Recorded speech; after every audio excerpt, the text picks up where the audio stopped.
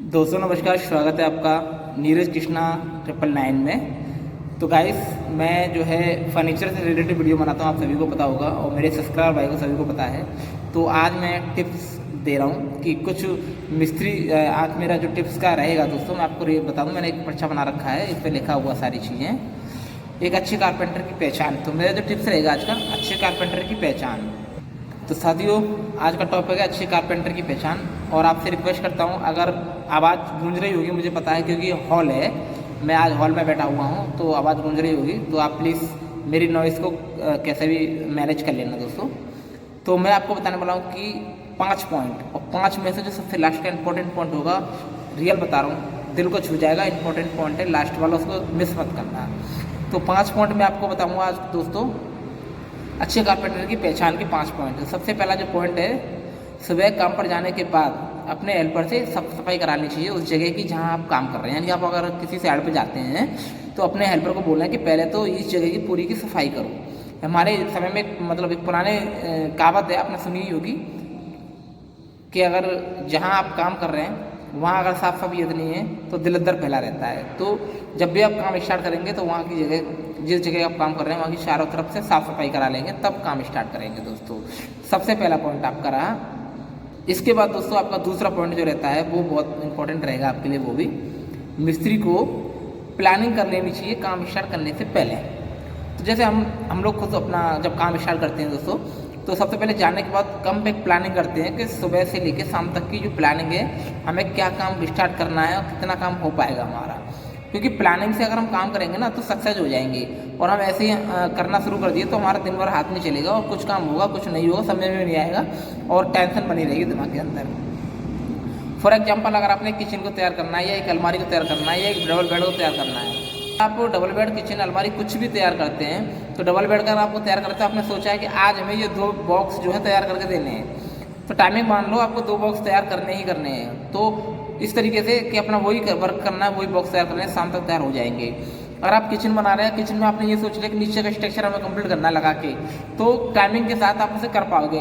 और आपने थोड़ा काम नीचे के स्ट्रक्चर में किया किचन में, थोड़ा काम ऊपर के स्ट्रक्चर में किया, इस तरीके से बढ़ जाएगा, तो काम दिखेगा भी नहीं और कुछ होगा भी नहीं। इस प्रकार आपके जो है काम करने का तरीका रहना चाहिए मिस्त्री का, प्लानिंग के साथ ही आपको काम करना है।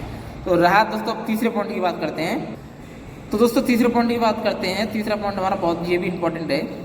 जैसे मिस्त्री अगर काम पड़ जाता है, ठीक है, उसकी कोई चीज़ समझ में नहीं आती है, कोई काम समझ में नहीं आता है, या कुछ भी काम करना वो चीज़ थोड़ा सा समझ में नहीं आ रहा है, तो काम है कि ठेकेदार से पूछ लेना कि ये काम कैसे होगा। अगर आप अपनी मर्जी से करते हो कोई काम तो वो गलत हो जाएगा, वो गलत हो गया वो काम तो उसमें नुकसान होगा, ठेकेदार का नुकसान होगा प्लस मालिक का नुकसान होगा, ठीक है। तो आप मिस्त्री हैं, हो सकता है कि कुछ प्रभाव आप पे भी पड़ सकता है, यानी कि जैसे कि पैसे कट जाना या आप पे डांट पड़ जाना, ये भी एक प्रभाव वाली बात है।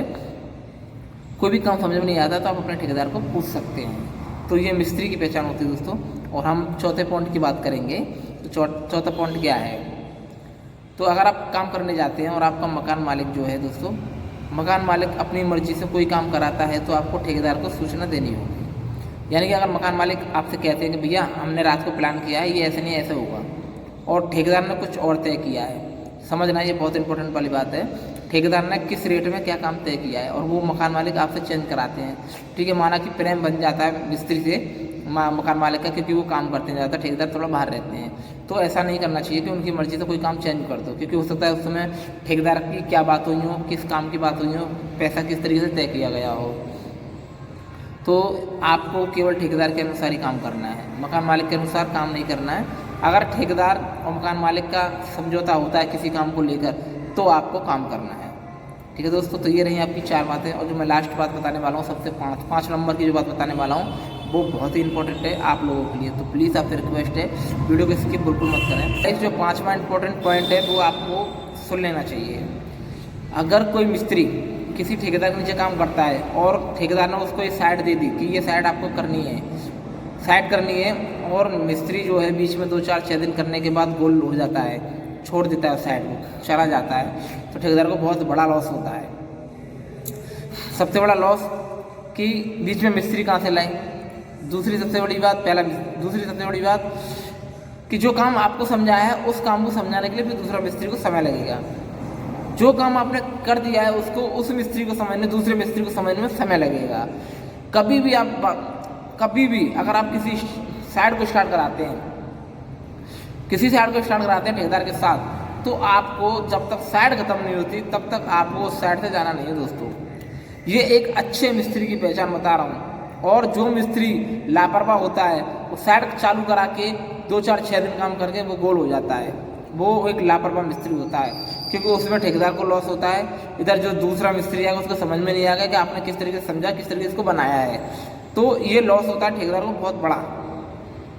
तो ये जो इम्पोर्टेंट पॉइंट है जो 5वां, ये आपके लिए बहुत अहमियत रखता है। कोई भी मिस्त्री अगर ठेकेदार के नीचे काम करता है, साइड स्टार्ट करने से साइड स्टार्ट खत्म होने तक वहीं रहना है, जाना नहीं है किसी भी हाल में। माना कि कोई इमरजेंसी प्रॉब्लम आती है, एक आध छुट्टी हो जाती है, चलता है, कोई दिक्कत नहीं, लेकिन 4, 6 दिन या 8 दिन या 10 दिन के लिए बिल्कुल गोल हो गए तो भैया अगले का नुकसान होगा, साइड बंद हो जाएगी, काम रुक जाएगा और जो मकान मालिक है वो उस पर प्रेशर डालेगा, तो उसे मजबूरन दूसरा मिस्त्री लाकर लगाना होगा। दूसरा मिस्त्री किस तरीके से काम करता है उसकी समझ में आता है कि नहीं आता है, ये मेरे साथ खुद हुआ है। मैंने एक मिस्त्री को लगा दिया था किचन बनाने के लिए, 4 दिन काम किया और वो गोल हो गया। मैंने बहुत रिक्वेस्ट की, बहुत उसके पीछे पड़ा, उसके घर पर भी गया, लेकिन बंदा नहीं आया।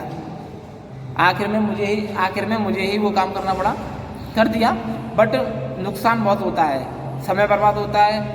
फिर मैंने जो दूसरी साइड पकड़ रखी थी उस साइड को मैंने आधा पे ही छोड़ के यहाँ आना पड़ा, किचन को तैयार किया। ये किचन तैयार होने के बाद फिर वो साइड को स्टार्ट किया। दोस्तों उस समय मेरे को बहुत दुख हुआ था कि मिस्त्री ने मुझे धोखा दिया था। मेरे को 4 दिन या 5 दिन काम करके मिस्त्री गोल हो गया था।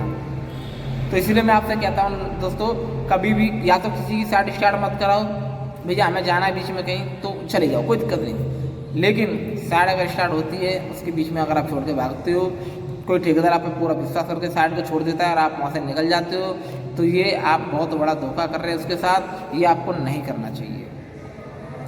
तो गाइस आज की 5 टिप्स में मैं आपको 10 बोल रहा हूँ, 5 टिप्स में मैंने आपको क्या समझाया, प्लीज़ कमेंट करके आप मुझे बताना। अगर अच्छा लगे तो बताना, ज़रूर बताना दोस्तों। अगर नहीं अच्छा लगे तब भी आप मुझे कमेंट करना कि आप मेरा टिप्स से समझाने का तरीका आपको अच्छा लगता है कि नहीं लगता है, आप कमेंट करके बताना। नहीं अच्छा लगता तो मैं उसका भी सॉल्यूशन निकालूंगा, पर आपसे रिक्वेस्ट है प्लीज़ कमेंट करके ज़रूर बताना कि मेरा तरीका कैसा है बताने का। तो चलिए दोस्तों आज के यहीं बंद करते हैं इस वीडियो को और मिलते हैं आपको कोई अच्छी सी वीडियो के साथ। तो नमस्कार दोस्तों, गुड बाय दोस्तों, धन्यवाद दोस्तों।